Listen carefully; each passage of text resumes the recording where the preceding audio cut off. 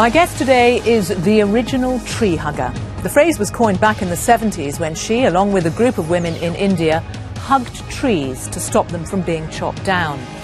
In the decades since, Vandana Shiva has become known throughout the world for her environmental campaigns. She says 1 billion people go hungry in the world because of the way greedy international companies go about their business. So is that a naive worldview, or could we really end poverty and improve everyone's life by returning to old-fashioned ways of farming?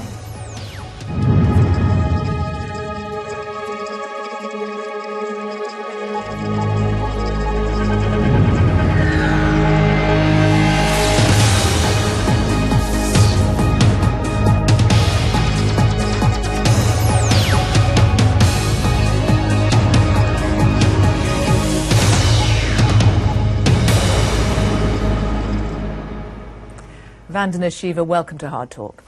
My pleasure to be here with you. Now, you have said that people are pushed into poverty rather than, perhaps as many in the West presume, are sort of lying there needing a rope to pull them out. What do you mean by that? Well, first, on the chipko, the tree hugging, I want to clarify I was a young student, a volunteer, and no one had to really hug trees. The women said they would hug trees and they'd have to be killed before the trees were cut. And eventually, after 10 years of direct action, the logging was stopped. This is so deeply connected to the issue of how poverty is created, because those logging operations were creating revenue, so measured in money, there was more money, but it was leaving less water, less fodder, less fuel, all of which women bear the responsibility for. They were walking extra miles to fetch that extra pot of water. And they rose and said, enough is enough, stop this destruction. So poverty is created each time the survival base of people, especially women, is destroyed, each time a livelihood is destroyed, each time resources are grabbed. So is your argument that actually if international companies got out of the way and took their greedy hands off things, that families, that people in India, for example, would be able to feed themselves, would be fine? Well, the two big issues related to India's contemporary context. We are having very high levels of growth. So measured in terms of growth, India is doing extremely well. But if people were doing better, they wouldn't be fighting every time their land is grabbed. I think one of the biggest political issues in India is land grab, where the land of small farmers, and legally no one can be a big farmer in India because we had land reforms after independence, and the average holding, 80% of the land holdings are less than 2 hectares. That is where livelihoods and survival come from. When you lose that and it's grabbed, that's poverty. You've been running this campaign, which on behalf of farmers, for seed freedom. You talk about the fact that they are enslaved by the way that they are sold seeds. I had not imagined when I was doing my PhD in the foundations of quantum theory that I would spend so much of my time looking at the issue of seed, agriculture, land use. I started Navdanya, the movement for seed saving, when I realized that corporations wanted to patent seed, which was wrong in and of itself because patents are granted for inventions, the seed is not invented. But the only reason you take a patent is to collect royalties. Royalties mean costlier seeds. Royalties mean seed that is renewable by its very nature is now made non-renewable. And we see the consequences of this in India, where since the big companies came in and took over the seed supply, especially in cotton, we have had 270,000 farmer suicides, most of them driven by debt, and the debt caused by high-cost non-renewable seeds. So you are blaming the seed company, multinational seed companies, for those suicides? I am not involved in a blame game. I am first and foremost a scientist, and that scientist in me, because I've done the studies, the correlations are absolutely clear. But the suicides predate the introduction. No, they don't. The suicide epidemic, I mean, a few suicides will always be in a society, but look at Spain, since the crisis and the foreclosures, how many people who've lost their homes have committed suicide? pressure of that kind. Sure. But 97, the government of India keeps track of farmer suicides. The graph starts to climb. And the significant suicides among farmers start in 97. Everybody accepts that there is a very big problem with suicides in farmers. I mean, the numbers, whichever you look at, and there are varying numbers. And they begin in 97, 98. And that predates... And in the cotton area. No. But because one of the... and I imagine that you would accept this. There are many reasons for farmers being under pressure. And there were many people would challenge your suggestion that it is down to the multinational companies. It is down to debt. Why are farmers being trapped in debt when they weren't in debt earlier? Because they're getting into debt for seed, and they're getting into debt for chemicals, because the seeds which were supposed to control pests aren't really controlling pests, they're creating new pests. Our studies on the ground show a 13-fold increase in pesticide use in the area with the highest farmer suicides, the area of Vidarbha in Maharashtra. 8,000% increase in the price of seed, farmers, from 5 to 7 rupees up to 4,000 rupees a kilo. Farmers have always had to buy seed then? No, that is the whole issue. Seed has always been a renewable resource in farmers' hands, particularly in the hands of women farmers. They were the breeders, they were the conservers, they were the custodians of seed. We see a new property right being introduced in the seed sector, beginning with the World Trade Organization. Okay, now the argument, we should say that the argument for the patenting is that a company, and for example Monsanto, and there are quite a few companies who are involved with this, but Monsanto make the point that what they are doing is that they are effectively adding value, and the yields on a lot of these seeds are much higher. So they say no business can survive without being paid for its product. The loss of revenue would hinder their ability to invest in research and development to create new products, which they make the point that farmers want. They're investing $2.6 million per day developing new products to bring to market. And there is a market for it because the farmers want this seed. Well, every one of those claims is false. First, that the farmers want it. I was puzzled, why are farmers constantly using the BT cotton of Monsanto? Why is 95% of the cotton seed in India now Monsanto's? The public sector, the government breeding programs stop when a giant like Monsanto enters. The Cotton Research Institute, one of the world's top research institutes in cotton, hasn't released a single new variety since Monsanto entered. Are they giving us something new that's of value to citizens? No, there are only 2 traits they've managed to offer so far.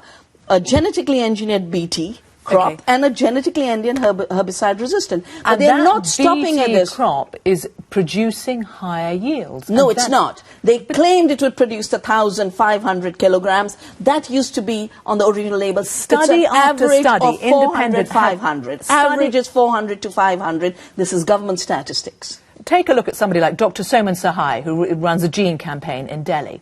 Now, she is an environmentalist in many ways, and she says that for example, if the government booted out Monsanto, to sum up her argument, it won't mean the problems for farmers go away. If the success of BT cotton was so huge, a parliamentary committee of India would not, after 2 years of deep study and talking to everyone, including the Monsantos, have recommended to government that this is a wrong path. If BT crops were wonderful, and the we wouldn't have had a moratorium. And the government hasn't accepted that argument, and many people don't, because they say it's a dangerous argument. You have a situation at the moment where it is widely accepted, I know you don't accept these figures, that the yields have doubled. No, they haven't. That's an absolute fraud. If yields had doubled, why would farmers be in distress? Are yields any better? No. So are yields worse? They're worse if you take the overall production of a farm. Cotton in India never grew as a monoculture. Cotton was grown with the tur dal and the sorghum and the chilies and the vegetables. You create a monoculture, of course you'll have more cotton in the world. You'll have more cotton in India. You'll have more cotton in a farmer's field. Monocultures do not produce more food. Professor Prakash of the University of Tuskegee, yes, I've debated him often. In Alabama. He says in the 10 years since BT cotton was introduced, cotton yields have doubled in India. Cotton yields have doubled only because you don't measure a biodiversity of a basket of output. So you accept that cotton yields have doubled? Only because it's a monoculture. If everyone's producing... Your argument is, yes, cotton yields have doubled, but other things have suffered. No, all I'm saying is cotton yields have doubled not because of the BT technology, but because you've only grown cotton. If People who weren't growing cotton before are now growing it. No, and those who were growing cotton, after all, cotton is an Indian crop. Farmers in India have been growing cotton for centuries. But that's a different sort, surely. I mean, he's talking about yield. No, this is the heart. The yield is always measured of a single crop. Exactly. Whereas output measures the whole basket. So do you accept that yields have doubled? But not because of a technology, because of a replacement. Very different. The Green Revolution is also claimed to have increased the yields of food. I'm trying to help us follow your argument here. You're saying that the yields have doubled. You accept that argument, but you're putting it down to something else. I'm putting it down to replacing diversity and mixtures of crops where you grow many things to growing a single crop. Now, it doesn't matter how that crop was produced. It could be BT, it could be chemical, it could be organic. If you grow only one crop, you'll have more of that one crop. That is the secret of increased yields. It is a yield of a single commodity. And if this was the solution to hunger in the world, why would so many people be hungry? Why are only 2%? But what you found is, as a result of those increased yields in cotton, India is now an exporter of it. It's now the leading exporter in the world, having been ranked the third country. So farmers are making money out of it. Yes, some have suffered. And no, that's not true, Sarah. It's not true for the simple reason India was an exporter of cotton during British rule. We had the Deccan riots around the falling price of cotton. There have been times where the price of cotton has fallen even as the exports increased. Because more exports doesn't mean farmers earn more. More exports can often mean farmers earn less. So why are farmers wanting it? Because there is a huge demand. Like I said, there's a closure of options.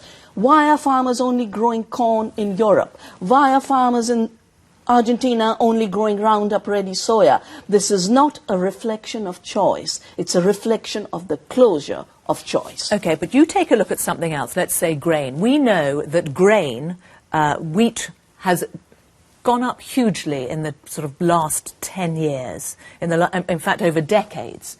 And India is now a country that is capable of feeding itself. You go back to the times that you seem to be advocating a return to, and it was a time when India suffered from famines, was running up huge debts to import food just to feed its own people. 3 quick responses on that. Yes, India had a great Bengal famine, 2 million people died, but it was not because we had lack of rice. It was because the British Empire was extracting half the production of rice, which is why women came out and led a Tebhaga movement saying, we will give our lives, we will not give our rice. Jaan debo, dhan debo na, was the call out of Bengal. 42, that led to the Quit India movement, etc. Secondly, it is true that we are growing a lot more rice and a lot more wheat, but exactly as in the case of cotton, this is by replacing other crops. 2 million tons are rotting in the godowns.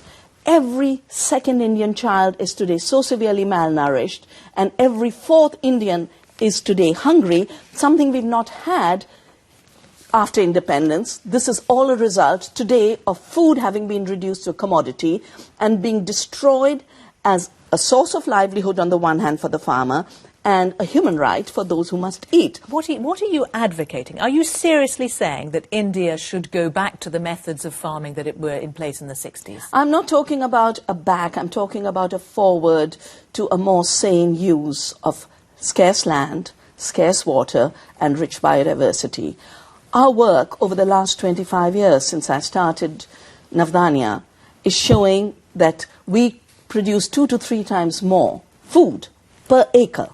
And this has far more nutrition per acre, because when you grow food for nourishment, you maximize nutrition. Yes. Now, and we should explain, this campaign it stands for 9 seeds. Yes. It's the idea of it being biodiversity. And I think it's your own campaign you set up. The whole focus on two aspects. One, commodity production, and two, chemicals and GMOs, is so misguided.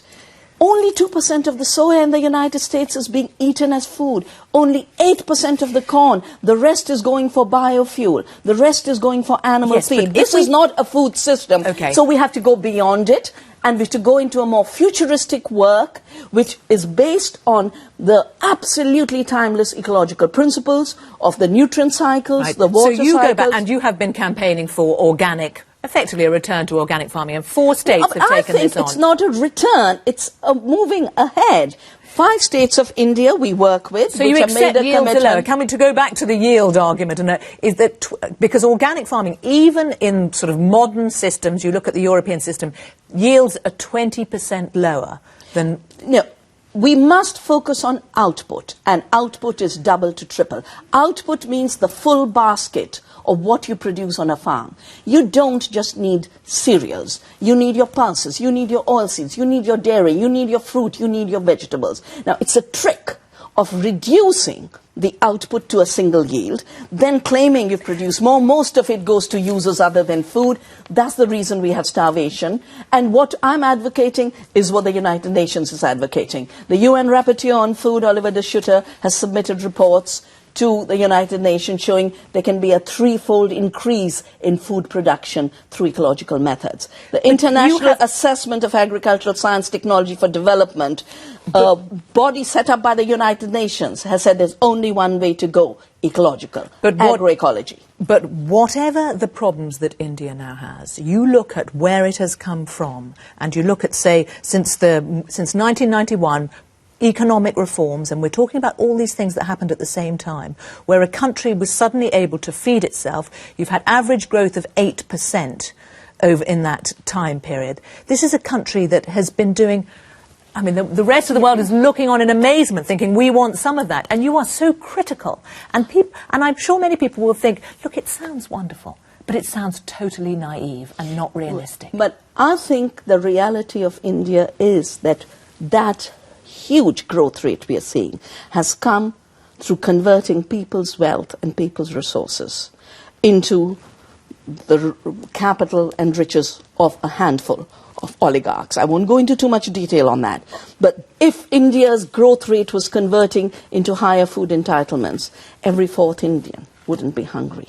Every 2nd child wouldn't be wasted. And this is government figures according to the National Family Health Survey. Okay, but you look at... because the very means... We can quote stats at each other. No, but the very means of producing food... Poverty down from 45% in 1994 to 32% in 2010. But it depends on how you measure poverty, and these debates are perennial debates in India. The World Bank would like to measure it in terms of how much money is spent. But if you commodify everything, of course you'll spend more money. Literacy if you have to buy your water, you have to buy your electricity, you'll spend more. But the country has got wealthier, the country has got less poor. It hasn't got wealthier as better a country. Educated. In terms of education, it depends on what you're measuring again. Because primary education is suffering deeply. Privatized education is growing. The privatization of health, the privatization of food, the privatization of education, these are the debates that are everyday debates in our parliament, on our streets. But food is an area where I work day and night. And I can tell you, the Indian people are not doing well if they've lost their land, which fed them. They're not doing well if they're growing cash crops and commodities and flowers for exports. Okay. But worse, even the wealthy are doing badly on the food front. Because we have become the heart, the center, the epicenter of diabetes because of junk food. Now, I don't believe being thrown into a junk food treadmill is an improvement and progress and development for a country. But that's a result of globalization. And that's surely also, the answer to that is education. When you look at, come back to these arguments about where India has come from and where it is going to. You look at wheat production now, which you talk about, and I know you say, look, yields are all very good, but look at the output.